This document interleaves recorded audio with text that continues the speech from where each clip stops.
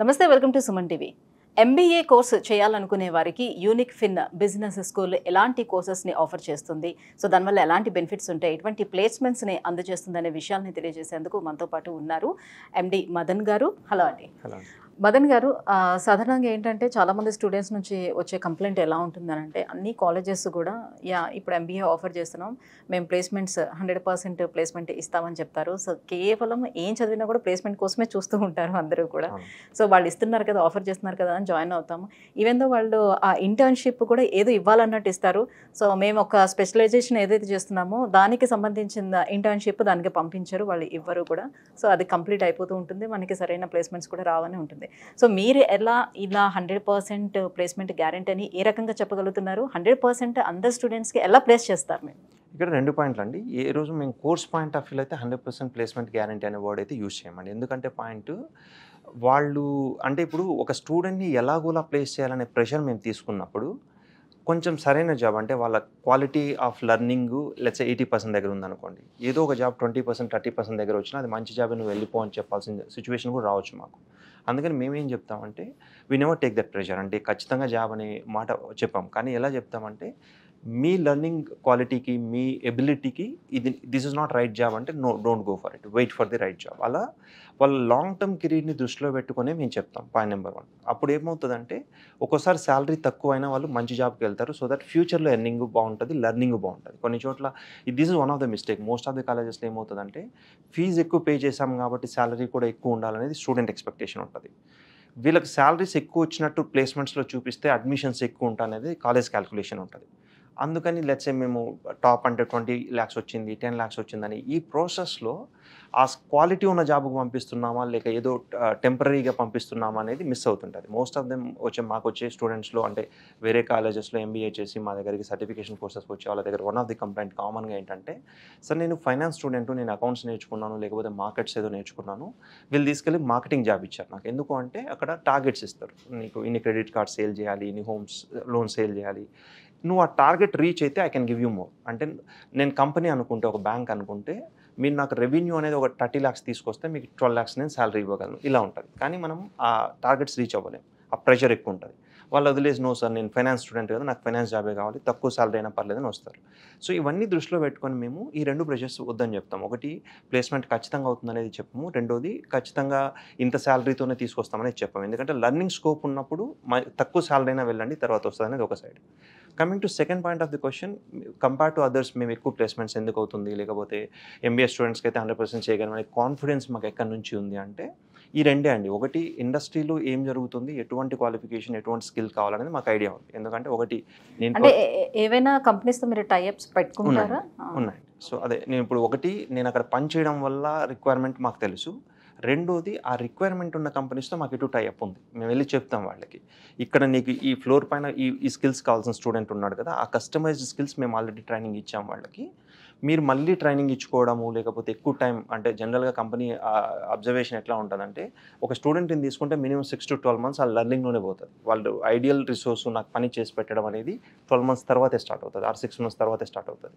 కానీ వీళ్ళ దగ్గర అట్లా ఉండదు, మచ్ బెటర్ స్పీడ్ ఉంటుంది. కాబట్టి ఈ కస్టమైజ్డ్ లెర్నింగ్ ఇస్తున్నామని వాళ్ళకి చెప్పడం వల్ల మాకు టైఅప్స్ ఉన్నాయి, వాళ్ళు నేరుగా పంపిస్తాం. ఇలా కంపెనీ రిక్వైర్మెంట్ బేసిస్లో ట్రైనింగ్ ఇవ్వడము, ఆ స్కిల్స్ పైన ఎక్కువ ఫోకస్ చేయడం వల్ల ప్లేస్మెంట్ అనేది ఏ రోజైనా మచ్ బెటర్ ఉంటుంది. ప్లస్ ఏ రోజైనా మేము కెరీర్ ఓరియంటెడ్ చెప్తాం. నేను ఇందాక అన్నట్టు ఏదో ఈ మంత్ జాబ్ కోర్స్ అయిపోయింది కాబట్టి నెక్స్ట్ 1 monthలో ప్లేస్ అయిపోవాలి, 45 daysలో ప్లేస్ అవ్వాలి, ఈ టార్గెట్స్ పెట్టుకోం. నీకు రైట్ జాబ్ రావాలంటే కొంచెం లేట్ అయినా పర్లేదు, లేకపోతే ఇప్పుడు ఎంబీఏలో అయితే ముందు నుంచే ట్యూన్ చేస్తూ వస్తాం. అంటే వీళ్ళ స్కిల్కి ఈ మార్కెట్ కరెక్ట్, ఈ కంపెనీ కరెక్ట్, ఈ రోల్ కరెక్ట్ అని మ్యాప్ చేయడం వల్ల మా ప్లేస్మెంట్ టీమ్కి ఇన్స్ట్రక్షన్స్ ఇస్తాం.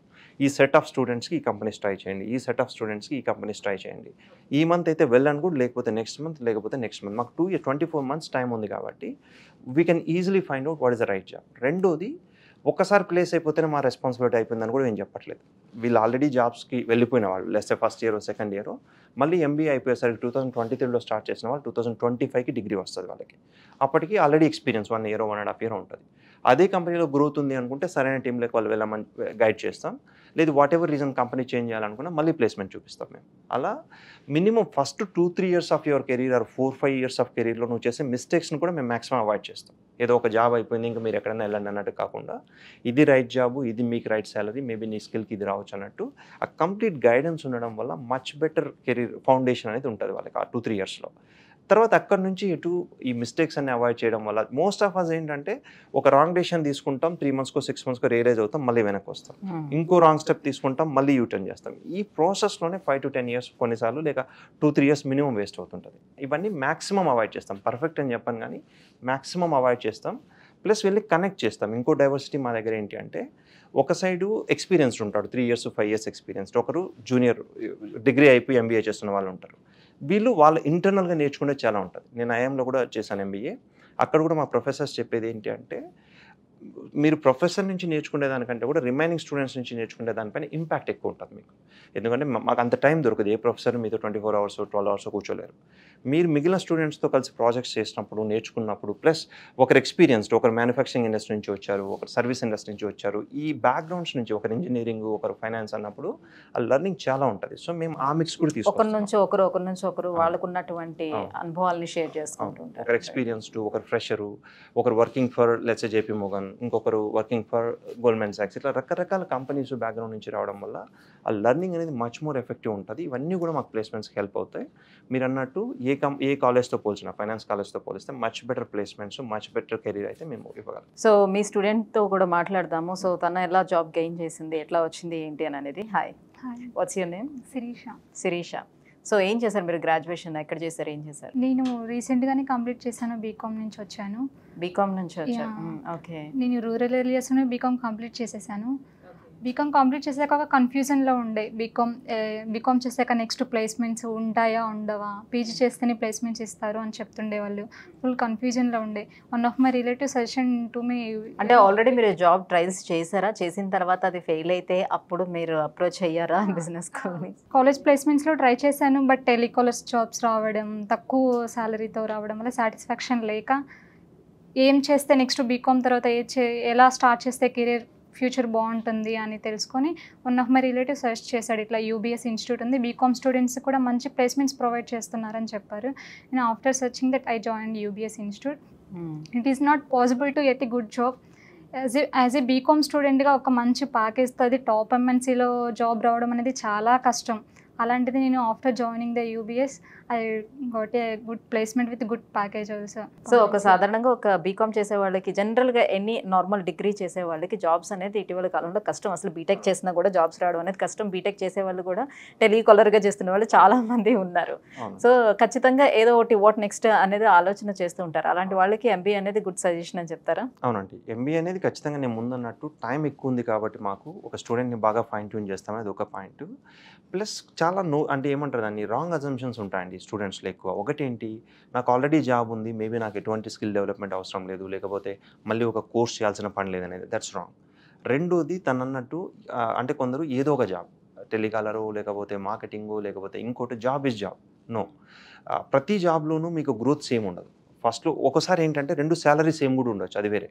లెట్స్ సే 2 చోట్ల ఒకే శాలరీ వచ్చినా మీకు ఆ లెర్నింగ్ ఎబిలిటీ ఉన్న జాబ్లోకి మీరు వెళ్ళినప్పుడు ఫ్యూచర్లో స్ట్రగుల్ అవుతారు. మళ్ళీ ఒక 3 monthsకో 6 monthsకో మొనోటనస్గా అనిపిస్తుంది జాబు, మళ్ళీ వదిలేసి బ్యాక్ వస్తాం. మేము అందుకే ఏ రోజైనా కొంచెం అట్లీస్ట్ మేము ఈ రోజు ఇదే చెప్తామండి, 25 to 30 years కెరీర్. అంటే మీరు 25 yearsలో స్టార్ట్ చేసిన 55కో 60కో రిటైర్ అయ్యారంటే ఒక 30 years కెరీర్. అది ఒకసారి దృష్టిలో పెట్టుకోండి. లెట్స్ నా ఏజ్ 35, 40, 45 వచ్చేసరికి నేను ఎక్కడ ఉంటాను, ఏ పొజిషన్లో ఉంటాను, ఈ టైప్ ఆఫ్ లెర్నింగ్కి నాకు కెరీర్ ఉందా, ఇలా లాంగ్ టర్మ్ థింక్ చేయమంటాం.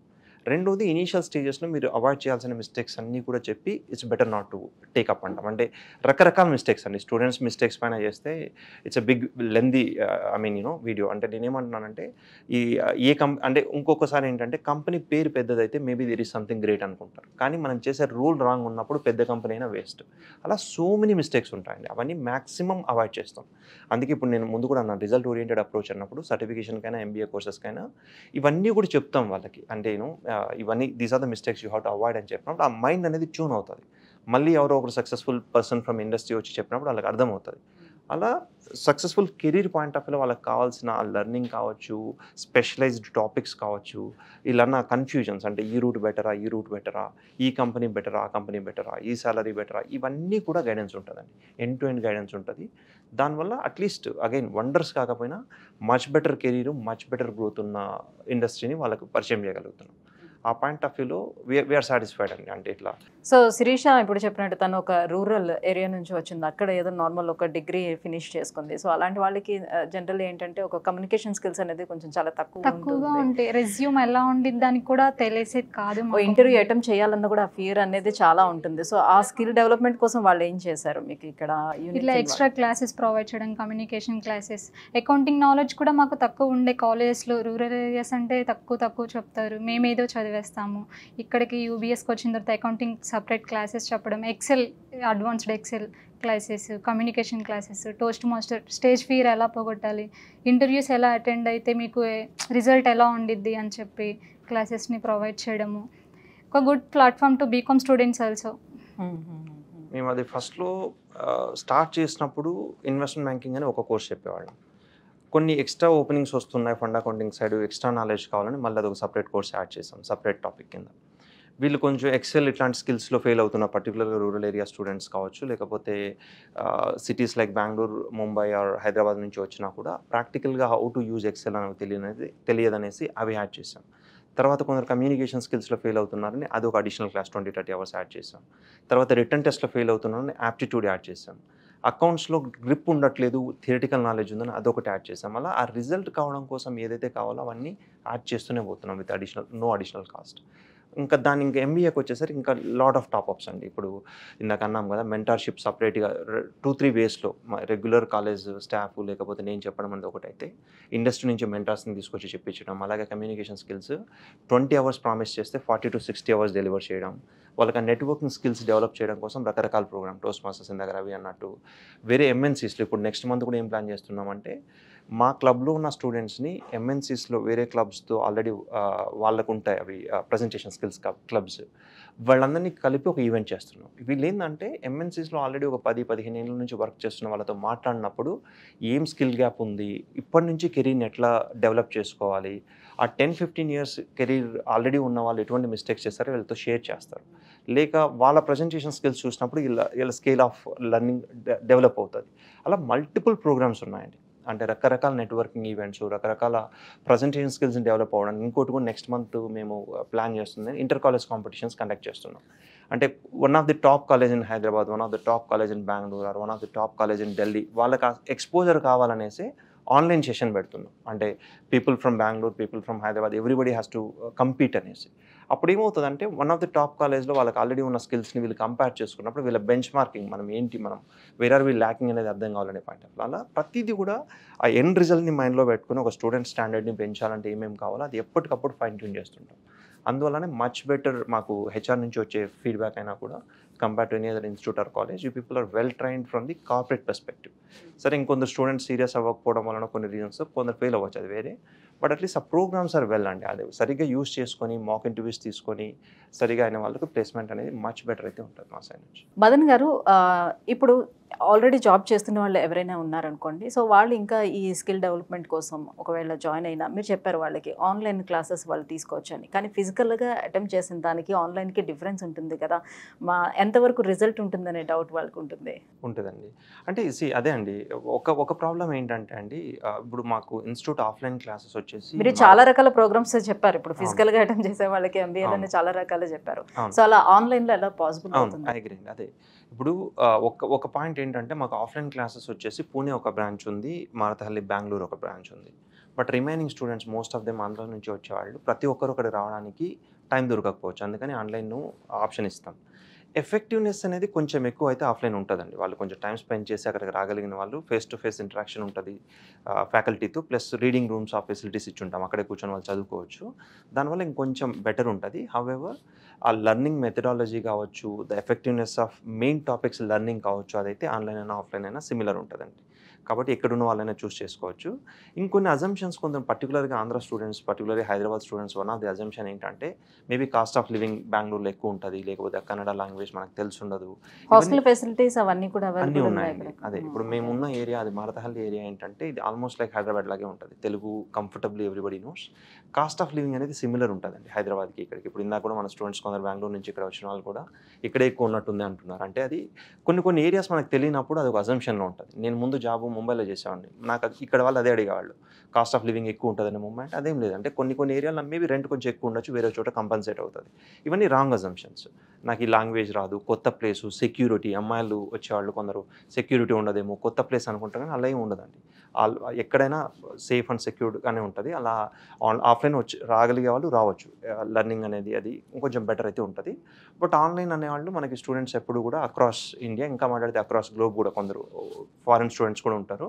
పర్టికులర్గా ఈ కోవిడ్ తర్వాత డిమాండ్ పెరిగింది. ఆన్లైన్ నుంచి మాకు ఇంటి దగ్గర నుండి చదువుకోవాలనే కాన్సెప్ట్ ఉండడం వల్ల ప్రతి కోర్సు కూడా ఎంబీఏ కావచ్చు, ఫండ్ అకౌంటింగ్ కావచ్చు, ఇన్వెస్ట్మెంట్ బ్యాంకింగ్ కావచ్చు, డేటా అనాలిటిక్స్ కావచ్చు, అన్నీ కూడా ఆన్లైన్ ఆఫ్లైన్ ఆప్షన్ ఇస్తున్నాం.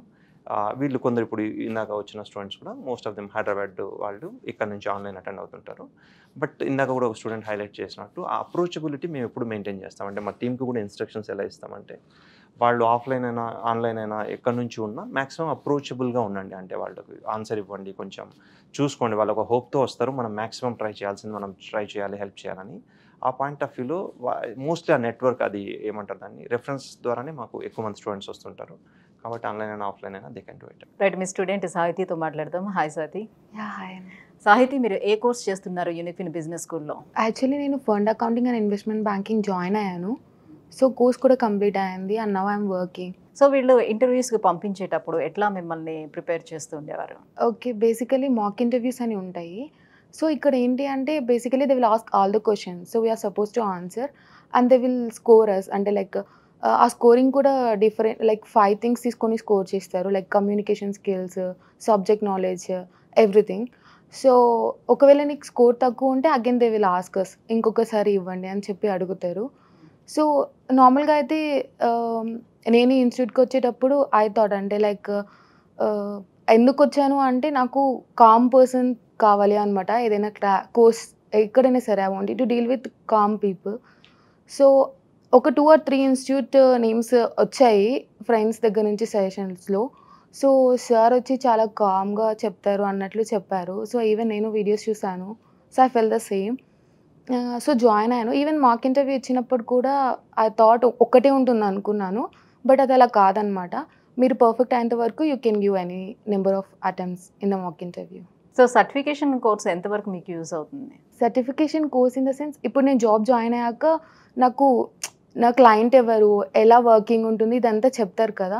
సో ఇప్పుడు దానికి రిలేటెడ్ వాళ్ళు ఎప్పుడైనా ఏదైనా ఎక్స్ప్లెయిన్ చేస్తే నేను ఎక్కడ స్ట్రక్ అవ్వట్లేదు. అంటే ఓకే పాయింట్ మనకు తెలియదు కదా అని లేదు, like everything was covered in the course. So certification course అనేది ఎలా సజెస్ట్ చేస్తారు వచ్చిన వాళ్ళకి, ఎట్లా ఏంటి?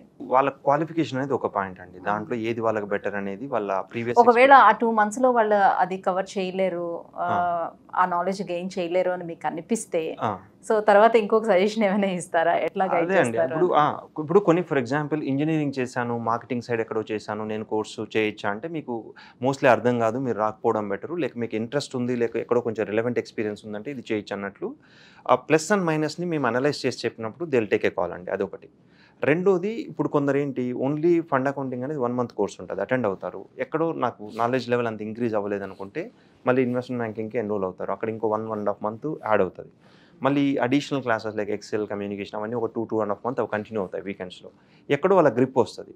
ప్లస్ వాళ్ళకి హెల్ప్ చేసే ప్రాసెస్లోనే ఆఫ్లైన్ వాళ్ళకైతే without any additional cost reading room కూడా ఉంటుంది, మీరు చదువుకోవచ్చు, వేరే స్టూడెంట్స్తో ఇంటరాక్ట్ అవ్వచ్చు, అట్లా రిజల్ట్ రావడానికి అది హెల్ప్ చేస్తాం. ఇంకా 4వది మనం ముందు అనుకున్నట్టు ఈ సర్టిఫికేషన్ కోర్సెస్లో నాకు అంత రిజల్ట్ అంటే నేను అనుకున్న రిజల్ట్ ఇంకా రావాలి అనుకున్న వాళ్ళు ఎంబీఏకి వీటికి వెళ్ళినప్పుడు ఆటోమేటిక్గా మెయిన్లీ టైం యాడ్ అవ్వడం వల్ల, అడిషనల్ స్కిల్ యాడ్ అవ్వడం వల్ల వాళ్ళు విన్నర్ పర్సంటేజ్ బాగా పెరుగుతుంది. ఇలా మల్టిపుల్ ఆప్షన్స్ అయితే ఉన్నాయండి వాళ్ళకి. ఒకసారి నేను యాజ్ అ ఫైనాన్స్ కెరీర్ నేను చేసుకోవాలి అనుకుంటే వన్ ఆఫ్ ద బెస్ట్ అని ఈ రోజైనా చెప్పగలం మేము. ప్లస్ నేను ముందు అన్నట్టు ఏ టాప్ కాలేజ్తో అయినా కంపీట్ అవ్వగలిగే అంత కంటెంట్ ఇస్తున్నాం. ప్లస్ ఆ డెలివరీ మెథడ్స్ కూడా మేము most of the times don't over promise and under deliver. ఏ రోజైనా చెప్పేది 10 చెప్పామంటే మినిమం 12 డెలివరీ చేయడానికి ట్రై చేస్తాం. అలా మాకు ఆ రెప్యుటేషన్ ఉంది ఆల్రెడీ. ఏ రోజు ఏదో మార్కెటింగ్ టీమ్ కూడా క్లియర్గా చెప్తాం, ఏది ఓవర్ ప్రామిస్ చేయకండి, ఉన్నది చెప్పండి, వాళ్ళు వస్తారని రాకుంటే I mean whatever reason job గ్యారంటీని ఇట్లాంటివి ఏదైనా అడిగితే నో డోంట్ ఓవర్ సెల్, అది క్లియర్గా చెప్తాం. ఉన్నది వాళ్ళకు వాళ్ళ స్ట్రెంగ్త్ని బట్టి అనలైజ్ చేసి చెప్పినప్పుడు they will choose the right అండి. అంటే అది కౌన్సిలింగ్ ఉంటుంది. లేదా అన్ని రకాల అష్యూరెన్స్ ఇచ్చేయకుండా వాళ్ళని చూసి చెప్తున్నారు. ఎందుకంటే వాళ్ళు ఆల్రెడీ కన్ఫ్యూజన్లో ఉంటారు కెరీర్ గురించి. There is no point in creating more confusion. ఇది ఉన్న మార్కెట్ ఇది. మీకున్న ఇప్పుడు ఈవెన్ రెసిషన్ అని లాస్ట్ 1 year నుంచి టఫ్ మార్కెట్ అయితే ఉంది ఏ ఇండస్ట్రీకైనా. మేము అది చెప్తున్నాం, మీరు వెంటనే మామూలుగా 1 monthలో అయ్యేది ఇప్పుడు 2 months అవ్వచ్చు.